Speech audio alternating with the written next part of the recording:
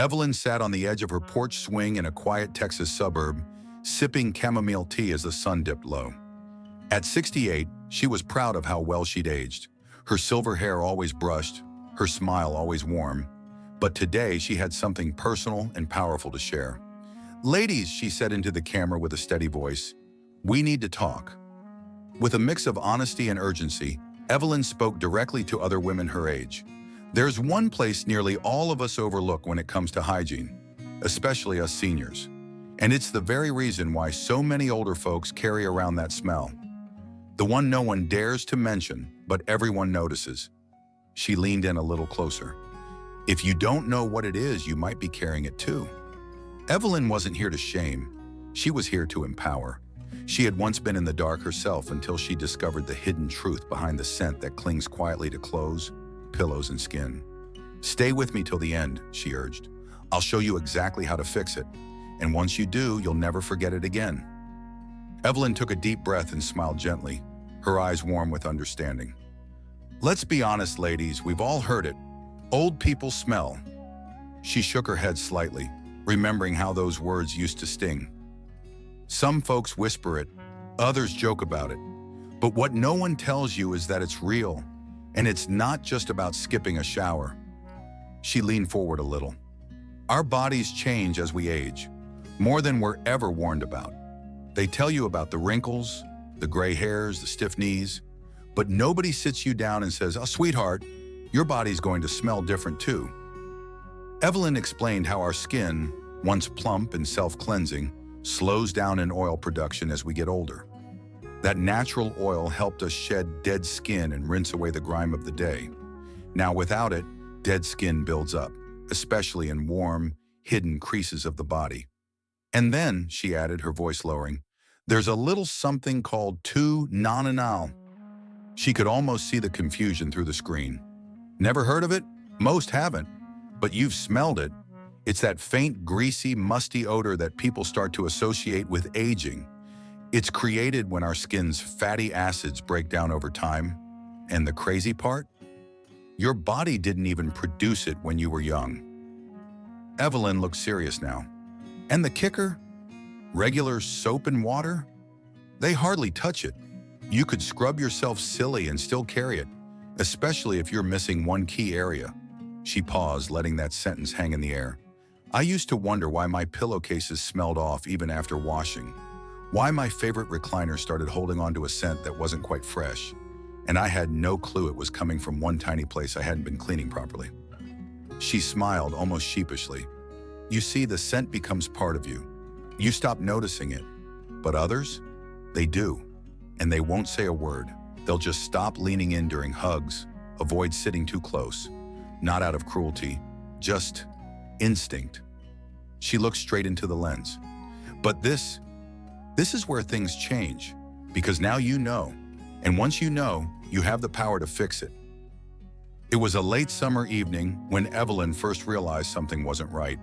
She had just finished dinner with her daughter Charlotte and her teenage grandson, Mason. They were laughing over peach cobbler when Charlotte leaned in to hug her goodbye. But instead of holding her tight like always, she gave a quick squeeze and pulled back fast. Evelyn noticed it. It was subtle, but it was there. Later that night, Evelyn sat alone in her bedroom, brushing her hair and thinking about that hug. It gnawed at her.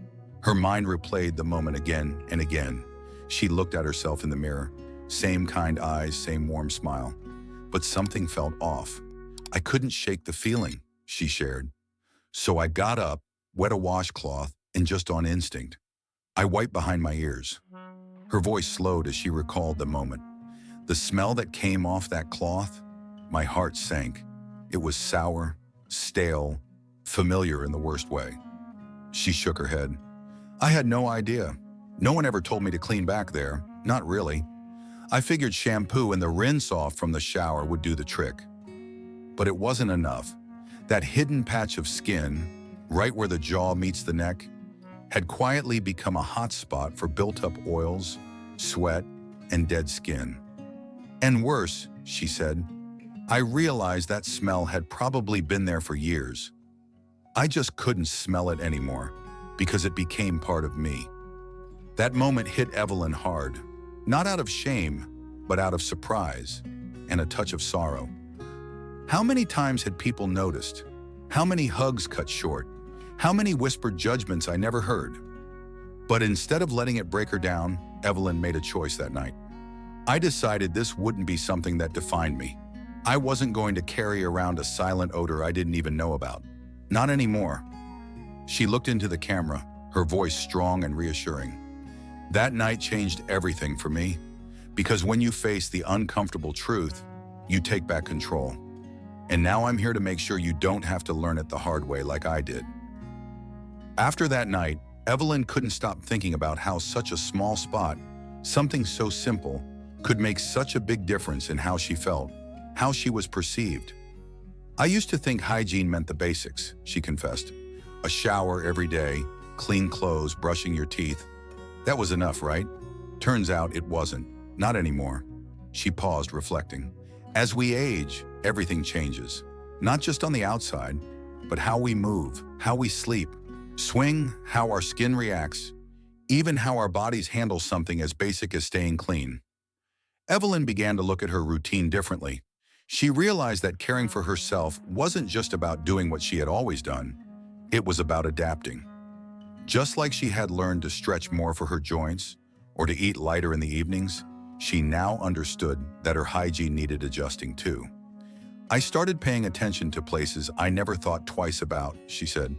Behind the ears, under my breasts, the folds of my belly, even between my toes. I wasn't being obsessive, I was being intentional. And with that intention came a subtle but powerful shift. Evelyn started to feel refreshed, not just physically, but emotionally. She didn't feel like she was chasing youth. She was embracing her age with pride. I began to enjoy my morning routine again, she shared, not rushing through it like a chore, but seeing it as an act of love toward myself. A small rebellion against the idea that growing older means giving up on the details. The results were almost immediate. Her daughter lingered longer in hugs. Her grandson curled up beside her during movie nights again. Her friends started complimenting her with lines like, "You always smell so fresh." And the funny part? Evelyn smiled. It wasn't some expensive perfume. It was just paying attention to the forgotten places. Her perspective had changed completely. What once felt like an embarrassing secret became a source of empowerment. This isn't about shame, she said firmly. It's about dignity, about choosing to care for yourself even when no one else sees it. She leaned in one last time and whispered gently, "You deserve to feel good in your own skin, at any age, especially now." After weeks of her new routine, Evelyn noticed something else, something she hadn't expected. It wasn't just the fresh feeling after a shower or the peace of mind knowing she'd cleaned every forgotten crease. It was how other people responded to her. Her daughter, Charlotte, gave her longer hugs again. Her neighbors leaned in closer during conversations. Even little Mason started climbing into her lap more often, without wrinkling his nose like he used to. It wasn't just about the smell, Evelyn said, her voice soft. It was about the energy I was giving off. I was confident again. That confidence opened new doors, tiny, wonderful doors she hadn't even realized were closed before. She signed up for a local book club. She went out to brunch with her girlfriends without second-guessing how she smelled in the Texas heat. She even started volunteering at the senior center on Thursdays, helping others feel more comfortable in their own skin. And that's when I realized, she said, this wasn't just a hygiene tip. It was a lifestyle shift, a daily reminder that I still matter, that how I show up, how I carry myself, makes a difference. The opportunity wasn't about a product or a fancy trick. It was about reconnecting with herself in a meaningful, almost sacred way. When we hit our 60s or 70s, Evelyn said, it's easy to feel invisible, like people stop seeing us. She paused, then smiled gently. But when you walk into a room feeling clean, proud, and aware, you shine. And trust me, people notice. She encouraged other women to take that same step, not for anyone else, but for themselves. Don't wait for someone to tell you. Don't wait for that moment when you wonder why no one hugs you like they used to. Be proactive. Take back your dignity, your presence, your power. Evelyn's story wasn't about shame or fear. It was about opportunity. the chance to live these later years with more clarity, intention, and joy. This is your body, your story. You get to decide how it continues, she said with a quiet strength. And it can start today with something as small as a soft cloth, a gentle cleanser, and a little extra care behind the ears. Weeks turned into months, and Evelyn's simple shift in hygiene had blossomed into something far more meaningful. What started as a discovery about a forgotten body part had become a daily ritual of self-respect, and that ritual began transforming other areas of her life too. I used to rush through my mornings, she admitted. Quick shower, throw on whatever clothes were clean, hair in a clip. I didn't think twice, but now I take my time. Not out of vanity, but because I'm worth it.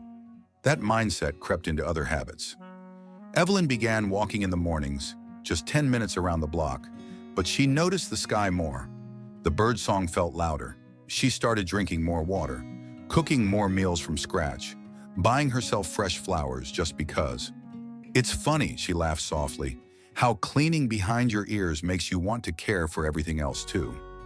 Friends began to notice, not just how good she smelled or how radiant her skin looked, but how different her energy felt. She stood a little taller, laughed a little louder. She no longer shied away from mirrors or family photos or speaking up at social gatherings. You know what changed? She asked, leaning forward. I stopped treating aging like a decline. I started treating it like a new chapter. Not a sad one, but a bold one. A chapter where I take ownership of my body, my choices, and my presence. Evelyn started keeping a little journal, just 3 lines a day. What made her feel fresh? What made her feel proud? And one small thing she did for herself. Some days it was wiping behind my ears. Some days it was turning down the volume on negative thoughts, and she smiled. But it all mattered.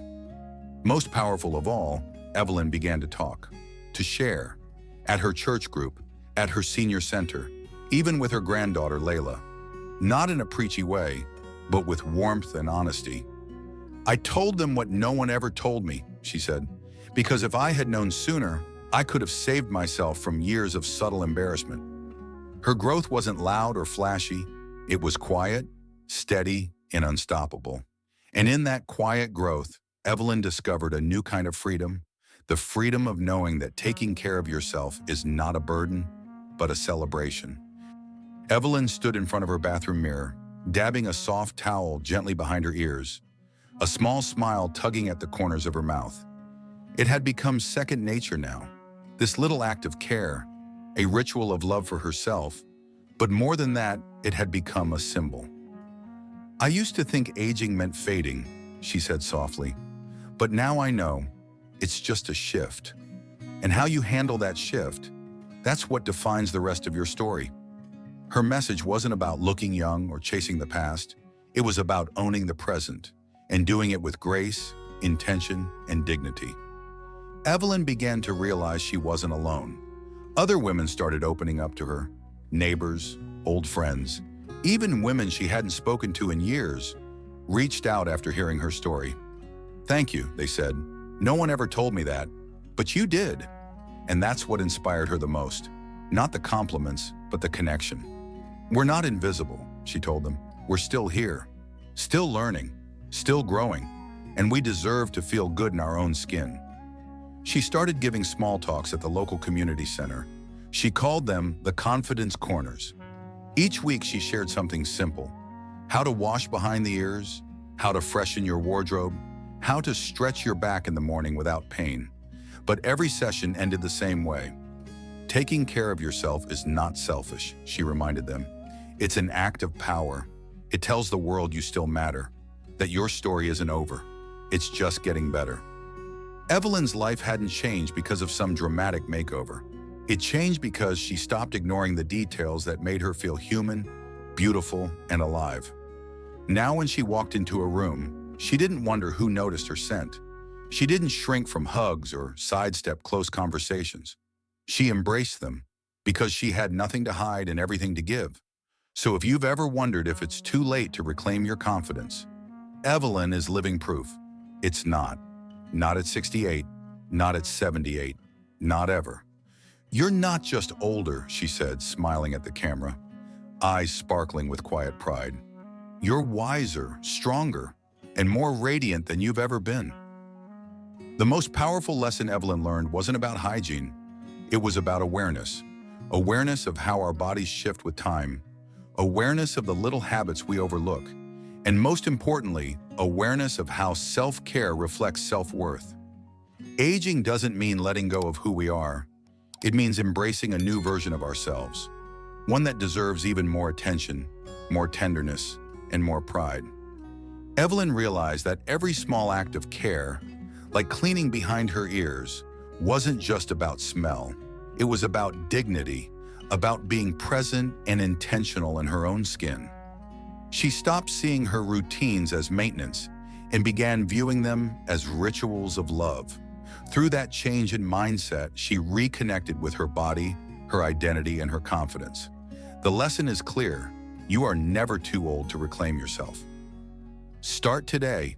When you shower next, pause for 15 extra seconds, gently wash behind your ears, under the folds of your skin, between your toes. Pat those areas dry with intention. Then take it a step further. Notice how you feel. Lighter? Refreshed? Seen? Add one new habit a week. Maybe a journal entry, a midday walk, or a fresh pair of earrings just because you want to feel radiant. Share this wisdom with a loved one. Not as a lecture, but as a loving tip. Just like Evelyn did. You might just change their life too. Thank you for watching. If you enjoyed this, please like and share with your friends. Your support keeps these stories alive. Don't forget to subscribe so you never miss a new episode.